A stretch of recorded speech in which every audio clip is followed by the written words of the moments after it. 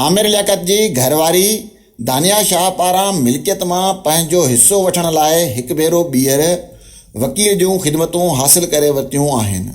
पाकिस्तान जे नाले वारे टेलीविज़न मेज़बान ऐं मज़हबी स्कॉलर मरहूम आमिर लियाकत जी टीं घरवारी दानिया शाह पारां आमिर लियाकत जी मिल्कियत मां पंहिंजो हिस्सो वठण लाइ 2 करोड़ रुपयनि में वकील जूं ख़िदमतूं वरितियूं आहिनि।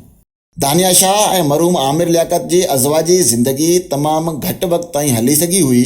आमिर लियाकत ऐं दानिया शाह जूं पलंग ते सुतल केतिरियूं ई वीडियो वायरल थियूं, पर दानिया शाह पारां आमिर लियाकत जी मुबैना नाज़िबा वीडियो वायरल कई वई हुई, जंहिं बाद आमिर लियाकत इंतहाई गहरे सदमे में हो।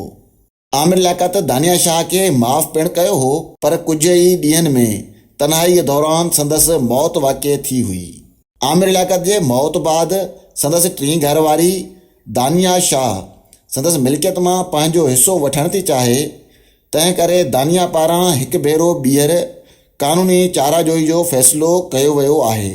इहा ख़बर तॾहिं आम थी जॾहिं सोशल मीडिया प्लेटफॉर्म फेसबुक ते हिकु वीडियो वायरल थी, जंहिंमें दानिया शाह खे हिकु शख़्स सां गॾु ॾिठो वियो। वीडियो में मौजूदु शख़्स पाण खे वकील सॾाए रहियो हो ऐं संदसि दावा हुई त दानिया शाह केस विढ़ण लाइ 2 करोड़ रुपया मुआवज़ो ॾेई रही आहे। ॼाणायल वकील वीडियो में चई रहियो हो त सभ खां संदसि गुज़र माश जे ज़रियनि बाबति पुछा कंदा आहिनि। अॼु मां उन्हनि खे ॿुधाइण थो चाहियां त मां अलाह जे बाननि जी मदद कंदो आहियां ऐं अलाह मुंहिंजी मदद कंदो आहे। संदसि वधीक चवणु हो त दानिया शाह पारां आमिर लियाकत जे मिल्कियत मां हिस्सो वठण लाइ मुंहिंजूं ख़िदमतूं हासिल करण एवज़ मूंखे 2 करोड़ रुपया ॾिना आहिनि।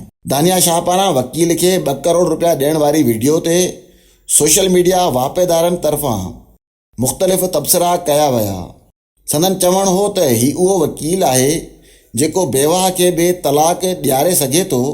हिकु ॿिए वापेदार जो चवणु हो त विरासत का प्रोग्राम तो वड़ गया।